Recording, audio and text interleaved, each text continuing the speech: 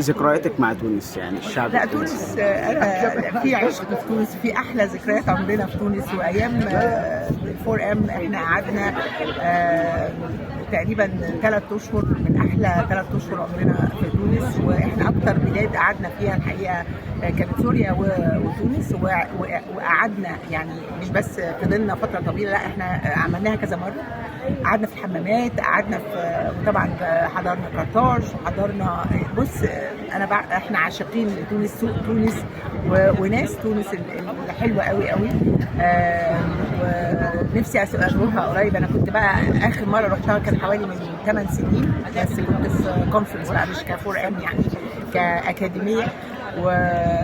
والحقيقه يعني رحت حتت كتير قوي، احيت ذكريات عظيمه مع حبيبي عزت ومها واخواتي، ربنا يديهم الصحه.